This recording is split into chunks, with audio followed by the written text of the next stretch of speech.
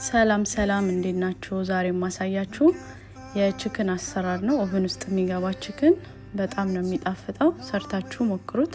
ወደ አሰራሩ እንሂድ። እዚህ ጋር የታጠበ ቺክን አለኝ። በመታየት መንገድ ትንሽ እንቆራርጠዋለን።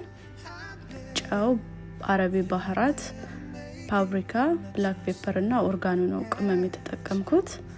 ወደ ቺክኑ እየነሰነስን በደንብ አድርገን ሚክስ እናደርገዋለን ማለት ነው።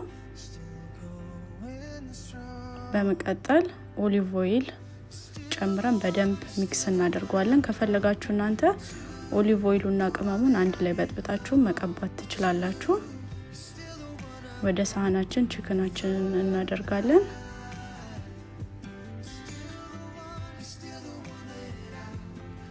በመቀጠል የተጠቀምኩት ከለር ቃሪያ፣ ካሮት፣ ድንች ነው። እዚህ ጋር ኦርጋኖ፣ የቀረፋ ፓውደር፣ እርድ፣ ብላክ ፔፐር፣ ፓፕሪካና ጨው ተጠቅሜያለሁ ማለት ነው። እንዲሁም ትንሽ ኦሊቭ ኦይል ጨምረን ሚክስ እናደርገዋለን በደንብ ማለት ነው።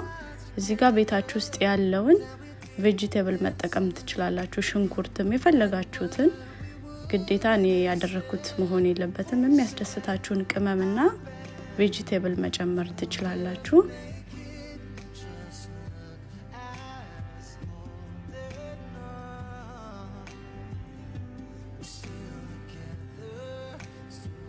በመቀጠል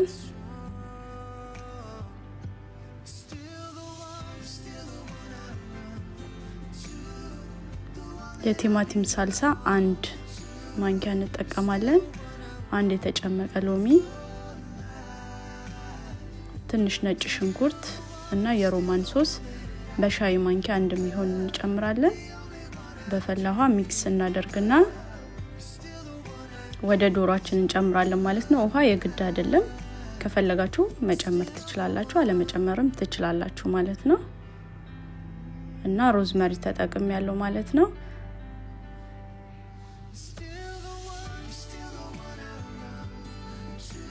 እና ትንሽ ሳማ፣ ይሄንንም በፍላጎታችሁ ነው፣ ከፈለጋችሁ መጨመር ትችላላችሁ። ትንሽ ፐርስሊ ጨምረን በ180 ዲግሪ የታችኛውን ለ40 ደቂቃ እናቆይና ከ40 ደቂቃ በኋላ ደግሞ ለ15 ደቂቃ የላይኛውን በ170 እናበራለን ማለት ነው።